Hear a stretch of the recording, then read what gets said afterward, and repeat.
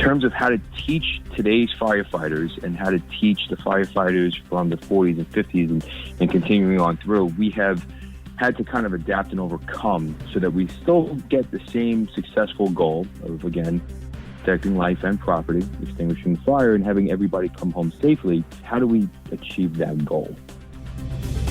Enchanted Sky Media.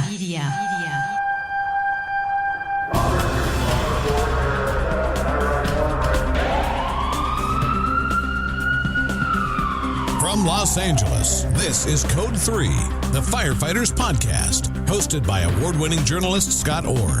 Code 3 features interviews with leading members of the fire service, discussing firefighting strategy, tactics, and other topics you need to know more about. Now, here's Scott. That's right, and I will not let Parkinson stop me. Thank you for joining me again here on Code 3. You are listening to the show for and about firefighters. Let's get started. If you've listened to this show for any length of time, you know that realistic training scenarios, and sometimes the lack of them, are my thing. Learning the fundamentals is always the key to building further skills. So it's important to get focused on training for bread and butter operations, those common skills that sometimes are taken for granted. How do we develop a program that covers this ground when we're working with multiple different generations who all learn differently? Today we're talking with Lieutenant Stephen Rhine about how to accomplish this. Steve's been with the FDNY for 17 years. He's also the training coordinator and former captain of the Roslyn Volunteer Fire Department. He's a certified New York State Fire Instructor and a Haz-Mat Tech Level 1. And he's a PIO with the FDNY Incident Management Team. And Steve Rhine joins me now. Welcome to Code 3. Thank you. Thank you for having me. Let's start by defining a term. What are the bread and butter operations for most departments? So in all honesty, the bread and butter, without a doubt, for every fire department in the country is to save lives and property, extinguish the fire, get everybody home safely. In terms of what we do and how we succeed in that goal, has kind of changed over the years. So in terms of how to teach today's firefighters and how to teach the firefighters from the 40s and 50s and continuing on through, we have had to kind of adapt and overcome so that we still get the same successful goal of, again, protecting life and property, extinguishing fire, and having everybody come home safely. How do we achieve that goal in reality? So the whole idea from years ago, fire service was training to fail. So if anybody was a firefighter and started even within the last, 10, 15 years or from that point behind us, you would be thrown into a basement of your firehouse. You'd be a blacked out mask. You'd have no idea where you were. And the conditions really didn't make sense. I understand I've been in significant amount of fires, and it's not always a blacked out scenario. So there's different ways of doing that. And we were basically trained to fail to see how we would react. Right? That type of teaching, that type of mentality doesn't really work that well anymore. So now we try to train to succeed. So maybe we start in baby steps and we develop that firefighter, that young firefighter, into something a little bit better because we've trained them to succeed throughout the way. Just like when you start playing a sport, I grew up playing ice hockey and I still play to this day, I learned to skate. That was my first thing. I didn't just put on the pads, go out there and start taking slap shots. I learned to skate. I learned the next step and the next step, and you kind of went your way through, and I've got a pretty successful career in ice hockey because of that learning method. What you're saying then is that we're looking at more realistic training now than they used to do typically in the past? The whole idea is that the training that we did in the past and the training ideas that we had worked for the generation that we had, right? So we have to understand that in today's fire service, we can have a member in the volunteer service that starts at about 17. They'll continue through, and we may have members that are into their 70s who are still great assets to the fire service. They're still in great shape because they've been working out and taking care of their bodies, and they can still contribute. So we really go all the way from baby boomers up to Generation Z. The baby boomers that we have, they were born after the Depression. Most of them worked before OSHA. They're very hardworking. right? Their work is never quite complete. They were based on a relationship or a family where their parents never really retired. But to them, retirement kind of means new activities. So they're going to play golf. They're going to do other things that their parents never really did. They didn't really understand computers, and they still might not. And again, this is a generalization. This is not everybody.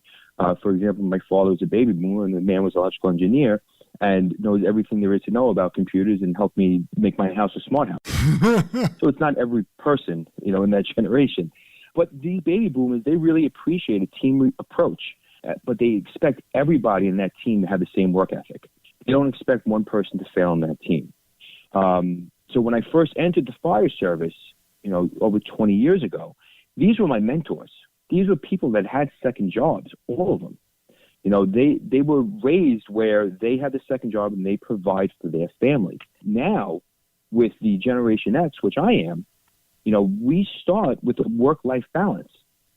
I don't have a second job. My wife works a very good job, so do I. And one of us is usually home with the children. Our children are 9, 13, and one of us is usually kind of home. We as Generation X, we're ranging from, mid-50s, 54 to about 39 years old. We want to contribute to the neighborhood rather than the world. We want to make sure that our neighborhood is good, right? We were kind of the first latchkey kids. We had, like I said, that good work-life balance. Education is important, but we had limited intrusion by our parents, right? So we had a good education, but our parents didn't really hover over us like the next generation, where they're more have helicopter parents. We were very creative and flexible, and we kind of always explored the why. And so for firefighting, that's great. We want to know, why does this happen? Why is this working? The baby boomers kind of took it and said, we told you this is it, and they accept every word, because our mentors told us that. We're kind of asking that question, why, but in a good way, because we want to figure it out, and if anything, kind of transition it and make it a little bit better. The computers for us, and that's why I'm mentioning a lot about computers and technology, because we're going to discuss that later, hopefully, in terms of how computers affect our lives, right? So the other two generations we have are the millennials, the Generation Y, and this is not to put anybody down, and I know that the millennials have a bad stigma to them, but they're actually very helpful, and they're very good in the fire service. They have a 24/7 experience. They think this world is 24/7. They're very tech savvy. They're very good at multitasking, and it all stems from the smartphones and everything that they have. The downfall is and again, this is a generalization, it's not every single person, but they were nurtured by helicopter parents, right? So these are parents that hovered overhead, especially for education, right? That was a big thing for them.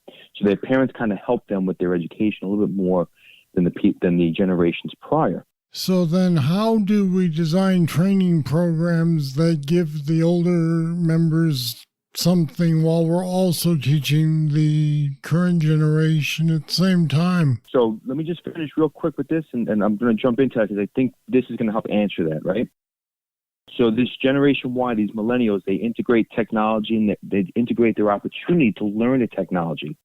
The last one is the Generation Z. We don't have a lot of them yet, but it's great to see what they're doing. Generation Z is phenomenal because they can actually make computers.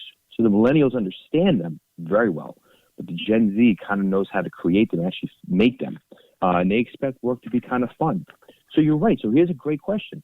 How do we get a Generation Z and a baby boomer in the same exact room?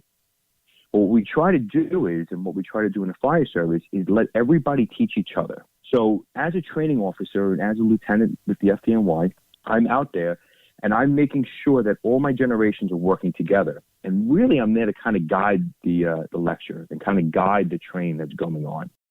So, for example, one of the greatest things that we do, and one of the fun things that I try to do, is I try to have, after a call, I try to have some sort of a drill, like in the street, right? So it's a perfect opportunity. Right there at the scene? Right there at the scene. So maybe we go to a call, maybe it was a food on the stove. It's in a 6-story, residential building, non-fireproof. We get there, we go up, we find out that somebody had left the turkey in the oven a little too long and they burnt their turkey, right? So as we come down, no cause for alarm really, we kind of stand there and we stand outside and we look. So now I have different generations. Maybe I have the probationary member that's with me, who's about 23, 24 years old. They have a real gung-ho attitude. They're probie. They really want to learn. But how are they going to learn? Who are they going to learn from? Well, the middle of the road member, right, the guy and girl with about 15 to 25 years, they're going to be able to teach kind of what they learn, right? So the probationary member just learned out of the academy. They know everything that the academy has taught them and drilled into their heads. So they can regurgitate what the academy says. Academy is great. The books and the procedures that our jobs and our departments have written for us is a phenomenal tool. So they know that book inside and out. The middle of the road member, 15 to 25 year member, can stand there and can tell you, okay, well, the books say this, but I do this, and this is why I do this, and explain to it in a great way. Then you get a much more senior member, right? Much more senior member, let's just say that member has 35 to 40 years in the fire service. Well, let me tell you something. Experience can never be overlooked. That member has the experience that the other two members do not have. So as a lieutenant, I stand there, and I let everybody kind of interject and put everything together, and then we kind of close it up at the end. This quick 20-minute drill is a phenomenal opportunity to kind of get out there and understand what's going on. You know, unfortunately, we're not getting experience. And I say unfortunately for firefighting, but fortunately for the people that we serve and protect. We're not getting the experiences with the integration of smoke alarms and the necessity of them, with sprinklers installed in a significant amount of buildings, especially in my area. They're extinguishing the fires before we get there. It's great for the homeowner, it's great for the occupant, and we're saving more lives. I'm very happy for that.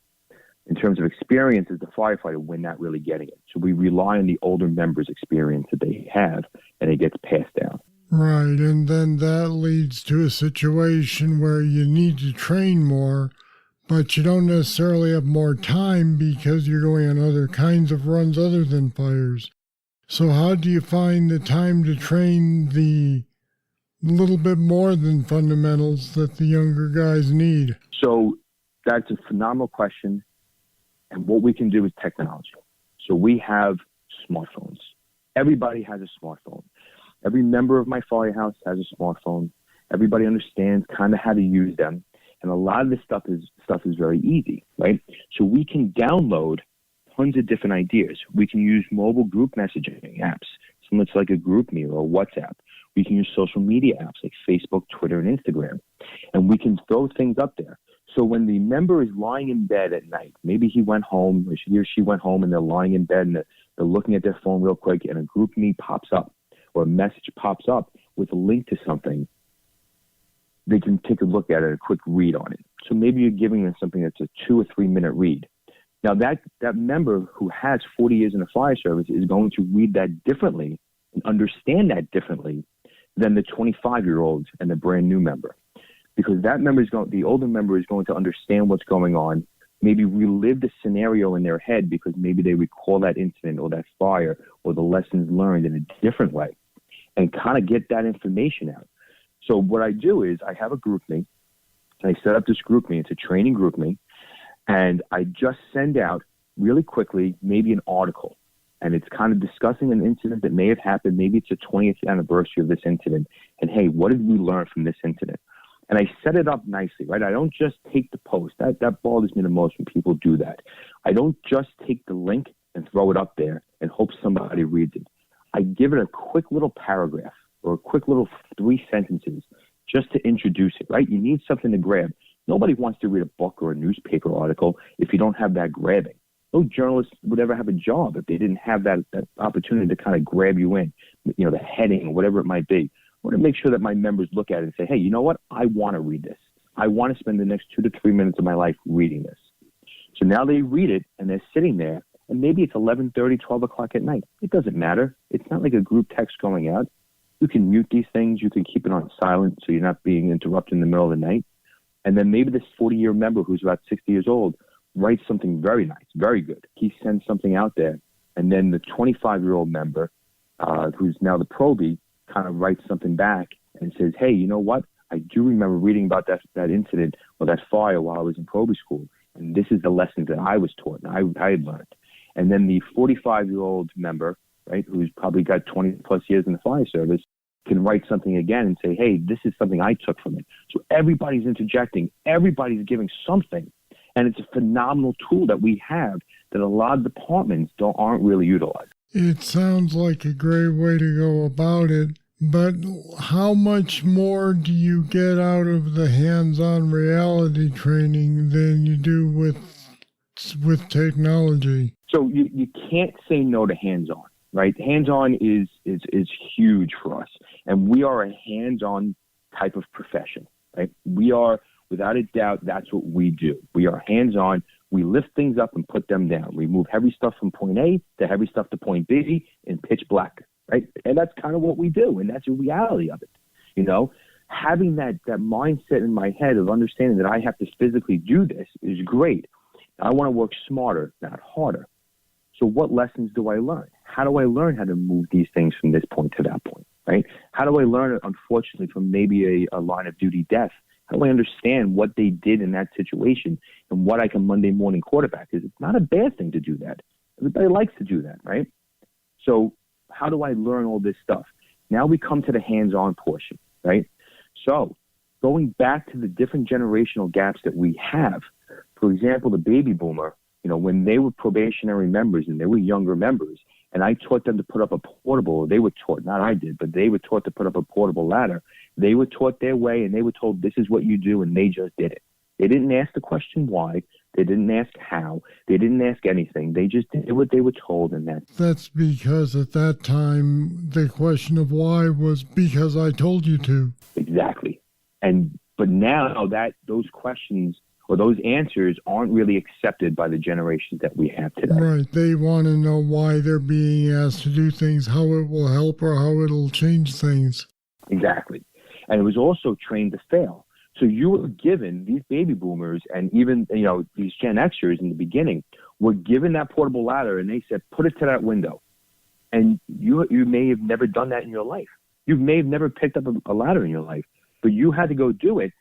If you get hurt, if you fail, they don't care. They want you to try to do it. Then they'll teach you your way. So here's my new way, or here's the new way, the train to succeed. I said it earlier in the interview. We want to train to succeed, right? So I had a member who was not that big of a firefighter, right? I'm 6'1", I'm 220 pounds, and I'm physically fit. I could pick up a 24-foot, and I know how to do it. I also know how to do it from experience and the hands-on that I did over the years. So this member was having some difficulty getting the portable ladder off the engine and bringing it over to the building and putting it up the same way that I could do it.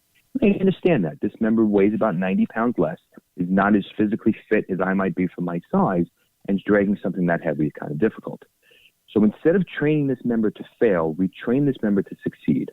So the first step was in bunker pants and gloves, and that's it. On a beautiful day, let's take the ladder off. How are we going to get it off? Well, I could pick it up and grab it. This member could not. So they took the ladder and they dropped it to one side. They took it off the railing, and then they kind of dragged it over to the building. Great. They got it there. I'm fine with that.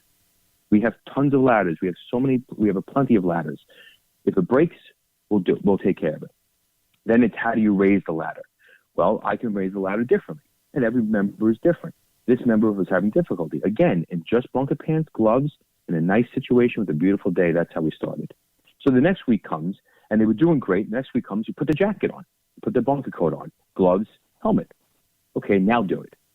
Okay. And now it's a little harder, but they're building in stages. Exactly. Next week, SCBA on. Next week, tools in their hands. Next week, we did it in the middle of the night. So we just went in those stages, and by doing that, this member wasn't overwhelmed by, oh my goodness, it's the middle of the night and it's raining out and I have tools and what do I do? This member was like, oh, I did this yesterday. It was easy. And they understand how to do it. So again, their technique of doing it may differ from yours and mine. And everybody's technique may differ a little bit, but it's a technique that is successful and works for them. And once you can see that and help them do that hands-on, they will be a better firefighter for it. Just playing devil's advocate for a moment, I think there are going to be some people of our generation who are going to say that's coddling them or we're trying to make it too nice for them. Explain to me, if you will, why we should do it this way. How do they learn differently? So if our generation, I'm assuming we're the same generation, says this, and trust me, I've heard this as well, right? I assumed you had. The generation prior to us has said that we were coddled. And that's a fact. And the generation before them. How about this? The generation that I lived in, we did not wear our SCBA as often as we should. We were not 100% sold on the fact that fire and the after effects of fire cause cancer. We understood it. We knew it was there, but we weren't 100% sold on that fact, right? So when I was a firefighter and I worked in a truck and I would do overhaul, I took my SCBA off. And I'm telling you that that's what happened, right? Because we did overhaul and we worked harder and longer that way. The members today, more and more, and I respect them 100% for doing this, they wear their SCBA. They're constantly on air, and I do it with them from the moment they enter the IDLH until the moment that they leave. So you'll have some members that look down on this. You'll have older members that say, wow, you're not working hard enough. Well, they're working smarter. They're saving for their future. They're going to survive longer. They're not going to get cancer, or they're going to diminish the amounts of cancer if they can. They're going to try to help themselves. We were never taught that way, and I kind of explained to these older members, maybe you should start doing it too. You know, do you really want cancer? It's silly. Like, I started doing it. I woke up. I have a very good friend of mine that goes around teaching about cancer and really opened up a whole world for me. And I do everything that I can to protect myself because I want to live a very long life and walk my daughters down the aisle. And I want to see my grandkids. So I'm doing what they are doing. And the naysayers are becoming smaller and smaller and smaller. So I think at a certain point, they're going to be kind of pushed out. And everything's just going to be the norm. All right, Steve Rhine, thanks for giving us some ideas on how to train for different generations. I appreciate you joining me today on Code 3. No, I appreciate it. Thank you for the invite. What did you think of Steve's suggestions? Is this how you train? You can leave your comments on our website at code3podcast.com/butter. Why not? There's links to more info there as well, so check it out. It's still coming up on Christmas, so it's still time to order Code 3 apparel. If you get something out of Code 3, you can help keep it going while showing your support to the public. Just go over to code3podcast.com/shop to place your order. All right, that's it. That's all for this edition of Code 3. Thank you for listening. I'll be back next time with more, and I hope you'll join me. I'm Scott Orr, and until then, stay safe. Code 3 is a production of Enchanted Sky Media. To contact us, get more information on today's topic, or to subscribe to the podcast, go to code3podcast.com.